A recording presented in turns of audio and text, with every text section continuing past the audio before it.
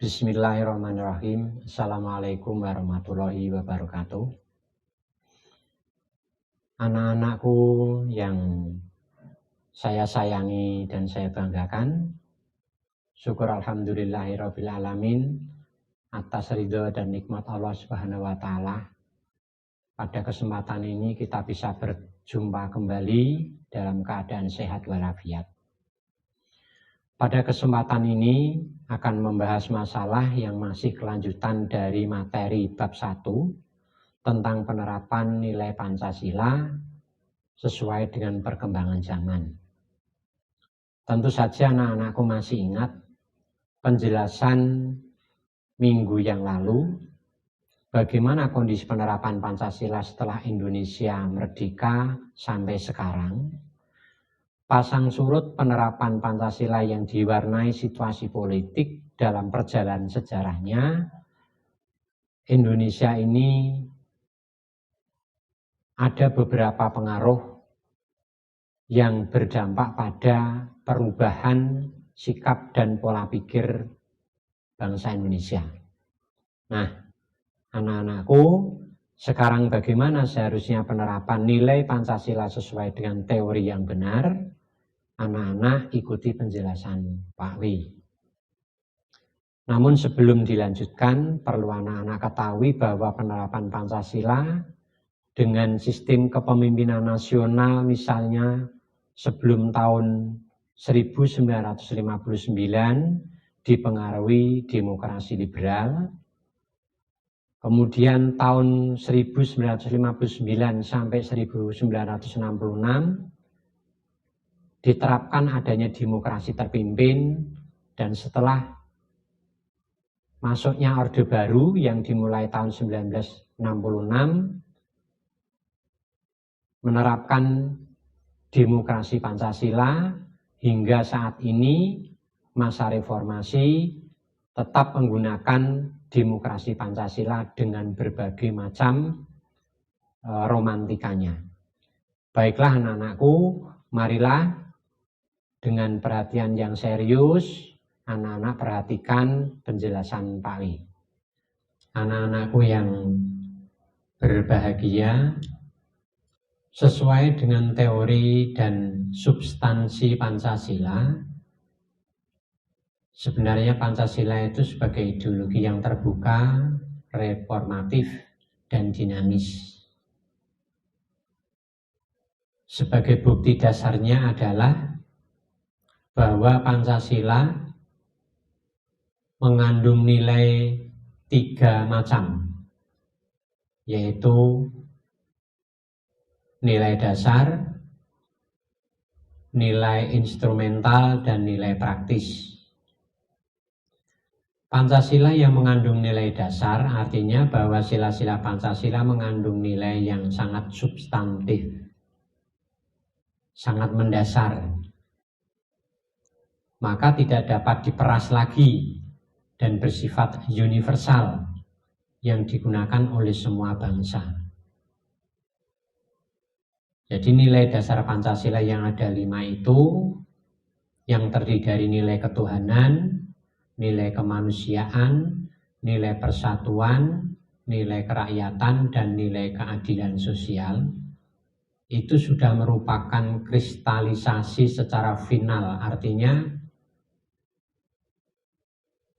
dari sekian banyak nilai-nilai kepribadian bangsa, setelah dirumuskan menjadi 5 nilai itu, tidak bisa lagi dipersempit menjadi nilai 3, 2, atau 1.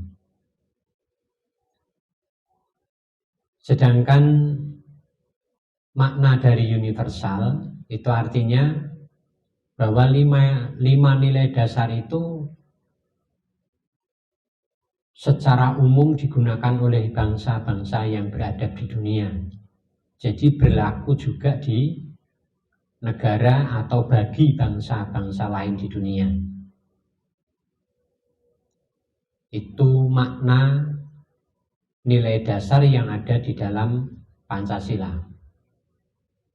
Yang kedua, nilai instrumen. atau lengkapnya instrumental. Artinya bahwa Pancasila yang di dalamnya ada nilai-nilai kepribadian bangsa itu mengandung sebagai pedoman pengarah, acuan, pijakan dalam berbuat, baik secara teoritis maupun praktis, baik yang digunakan sebagai alat untuk berpedoman hubungan secara vertikal maupun horizontal. Nilai instrumen itu bahwa nilai Pancasila itu sebagai alat untuk mengatur perilaku. Yang ketiga, nilai praktis. Artinya bahwa Pancasila mengandung nilai-nilai itu yang diaktualisasikan dalam praktek kehidupan bermasyarakat. Jadi tidak hanya teorinya saja, namun nilai-nilai itu dipraktekkan, diaktualisasikan, dan diimplementasikan di dalam kehidupan masyarakat. Baik di dalam kehidupan berbangsa maupun bernegara. Itu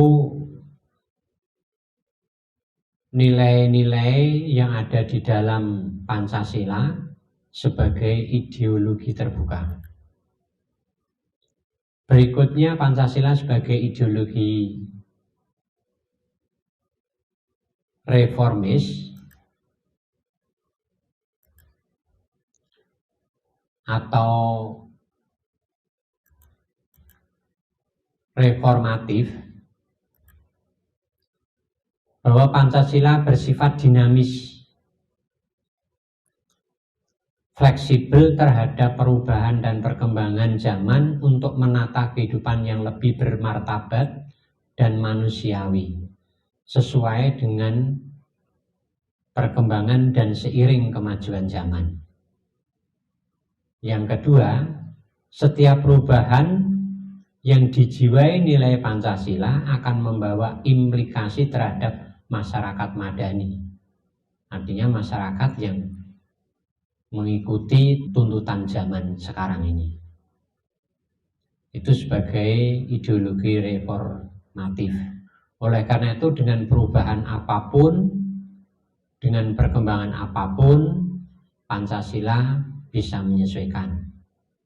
Namun di satu sisi, dengan berpedoman Pancasila, perkembangan dan perubahan yang terjadi atau dilakukan harus tetap berdasar pada nilai-nilai Pancasila. Kemudian berikutnya, dasar sebagai ideologi terbuka tadi terbagi menjadi 3 macam. Yang pertama universal, sudah saya jelaskan sebelumnya. Dan yang kedua memiliki sikap akomodatif. Artinya sanggup dan mau menerima segala masukan, siap melakukan perubahan, dan siap melakukan penyesuaian. Tetapi perlu diingat bahwa perubahan itu tetap harus berdasarkan pada nilai-nilai Pancasila yang ada. Nah, berikutnya anak-anak, sebagai ideologi terbuka tadi memiliki batasan atau dimensi. Pancasila sebagai ideologi terbuka yang nilai-nilai di dalamnya itu dibatasi 3 dimensi. Yang pertama, dimensi idealisme. Artinya bahwa nilai-nilai yang terkandung di dalam Pancasila bersifat sistematis, rasional, menyeluruh, yang mampu memberikan harapan, motivasi, serta optimisme kepada pendukungnya dalam mewujudkan cita-cita. Idealismenya itu, batasan idealisme. Tadi disebutkan sistematis, artinya urutan sila-sila di dalam Pancasila itu dari sila pertama sampai kelima ini saling berpengaruh, saling dijiwai dan menjiwai. Oleh karena urutannya tidak boleh dibolak-balik dari sila pertama ketuhanan, kemanusiaan, persatuan, kerakyatan, dan keadilan sosial. Mempunyai susunan yang hierarkis, rasional dan menyeluruh, artinya bisa dipertanggungjawabkan secara komprehensif. Sebagai contoh misalnya penempatan sila pertama ketuhanan. Mengapa sila pertama ketuhanan? Karena Tuhanlah yang menentukan dan mentakdirkan seluruh yang ada, yang kemudian dijabarkan di dalam nilai kemanusiaan, persatuan, kerakyatan, dan keadilan sosial. Juga memberikan motivasi atau dorongan, karena Pancasila itu sebagai ideologi yang ideal, yang bisa digunakan sebagai alat untuk mencapai cita-cita, maka memberikan dorongan terhadap pendukungnya untuk mengimplementasikannya. Itu yang dinamakan dimensi idealisme. Berikutnya yang kedua, dimensi normatif, artinya bahwa Pancasila sebagai sumber tertib hukum tertinggi serta pokok kaidah yang fundamental dari segala aturan yang bisa dijabarkan secara operasional dan konkret. Saya tekankan bahwa Pancasila itu bukan merupakan aturan, tetapi sumber dari aturan yang akan dibuat. Maka batasan normatifnya Pancasila adalah memiliki nilai-nilai yang bisa dijabarkan ke dalam aturan atau hukum atau undang-undang, agar tidak menyimpang dari 5 macam sila itu. Apabila ada aturan yang tidak sesuai dengan 5 macam sila, itu berarti sudah melanggar Pancasila sebagai dimensi normatif. Yang ketiga, dimensi realistis. Bahwa Pancasila mencerminkan realisasi kehidupan yang berkembang dalam masyarakat, yang memiliki keluasan atau fleksibilitas, serta mencerminkan jati diri bangsa.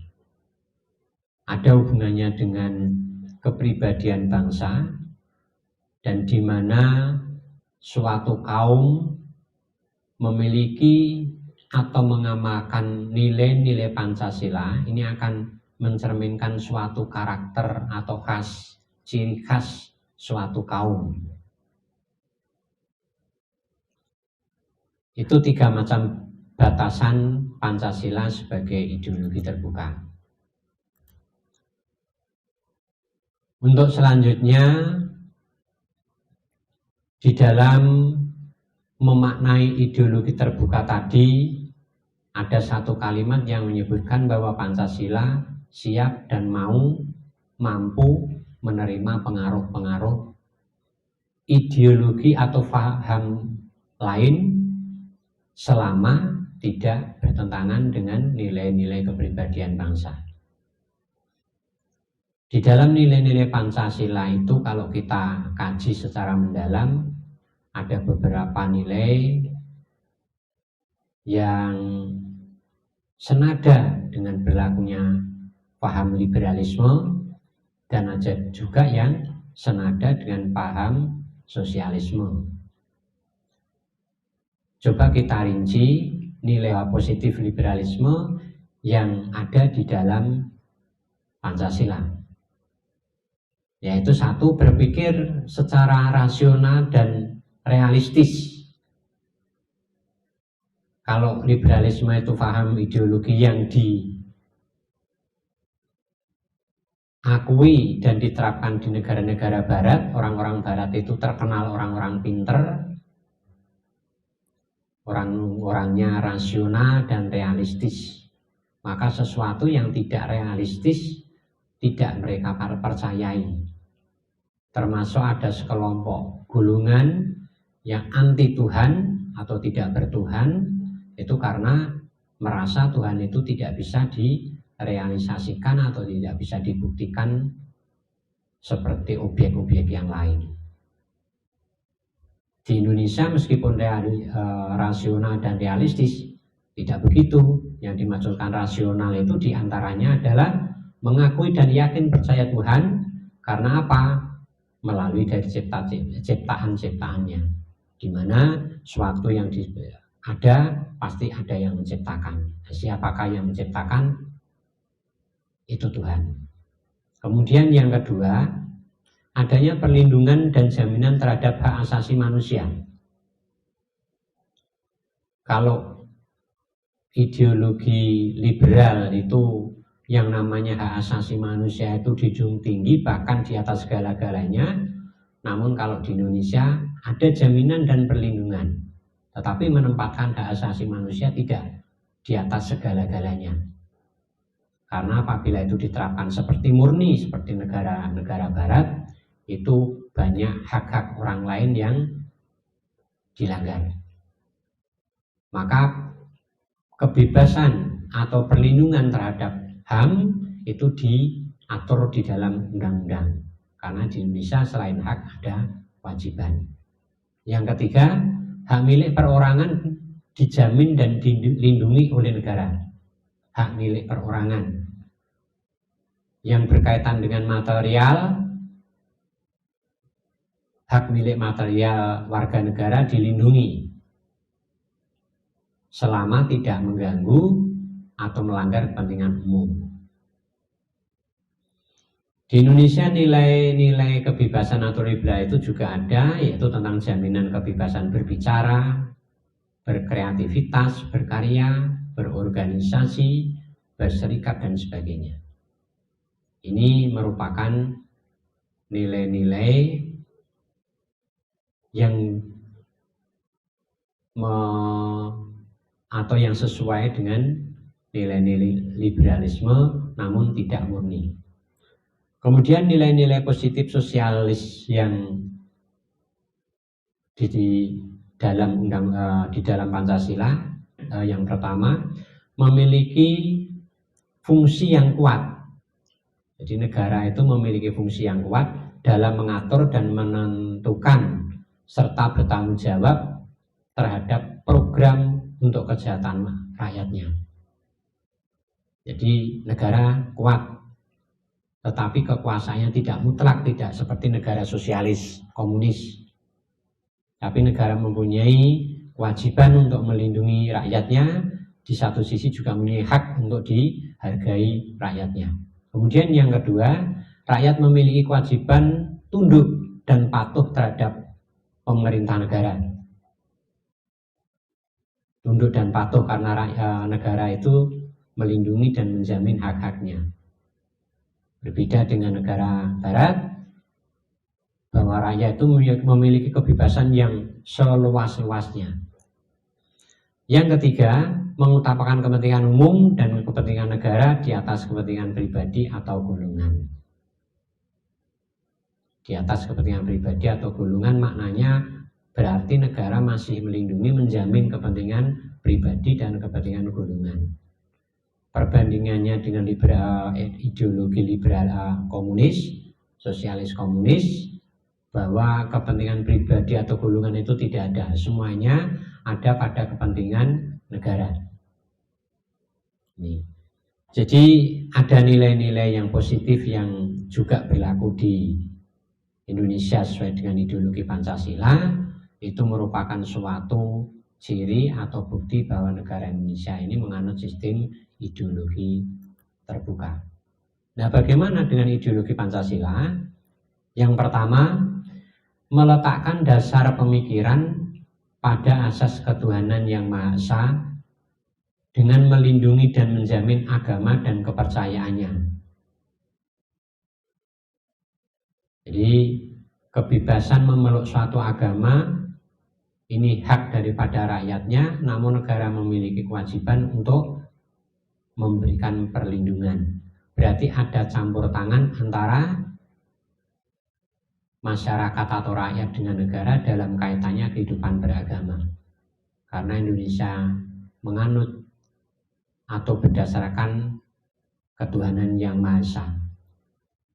Bukan negara sekuler, tetapi juga bukan negara agama. Yang kedua, terdapat keseimbangan antara hak individu dengan hak sosial yang melahirkan hak dan kewajiban. Jadi ada kepentingan atau ada hak individu dan sosial, maka akan melahirkan suatu hak dan kewajiban. Hak orang lain terjamin merupakan kewajiban bagi kita, hak kita terjamin, terlindungi merupakan kewajiban orang lain. Yang ketiga, kepentingan umum atau bersama diletakkan di atas kepentingan pribadi atau sosial. Itu ditekankan sekali. Jadi kita tidak boleh mengutamakan kepentingan pribadi atau golongan, apalagi sampai mengalahkan kepentingan umum. Yang keempat, negara dibentuk atau didirikan oleh rakyat yang berakar pada kedaulatan rakyat. Yang kelima, negara mewujudkan kesejahteraan umum yang berkeadilan sosial, dan yang terakhir mengambil keputusan dengan musyawarah dan demokrasi. Anak-anakku yang berbahagia, sesuai dengan konteks awal penerapan nilai-nilai Pancasila, sesuai dengan perkembangan zaman, ini yang dimaksudkan adalah baik perkembangan zaman secara internal dalam negeri maupun secara eksternal di luar negeri atau yang berlaku di bangsa-bangsa lain. Demikianlah anak-anakku, sudah Pak Wi jelaskan panjang lebar bagaimana penerapan Pancasila dalam perkembangan zaman. Sudah bisa dipahami oleh anak-anak, dan selanjutnya Pak Wi pesankan bahwa sebagai akhir dari pertemuan ini, anak-anak tetap memiliki atau melaksanakan kewajibannya. Yang pertama, membuat dokumen sebagai catatannya dari materi tayangan PowerPoint, dan jangan lupa juga membuat soal isian singkat dan pilihan ganda seperti petunjuk Pak Wi yang sudah pernah disampaikan, dan juga membuat video presentasi. Nanti sebelum kondisi normal bisa dikirimkan rekaman video itu, dan mudah-mudahan bisa normal kembali kondisinya. Nanti bisa tatap muka, presentasinya bisa di sekolah. Terima kasih atas perhatian anak-anakku. Tetap semangat belajar, jaga kesehatan, dan patuhi segala perintah dan anjuran dari pemerintah yang berkaitan dengan kondisi darurat ini. Terima kasih. Wassalamualaikum warahmatullahi wabarakatuh.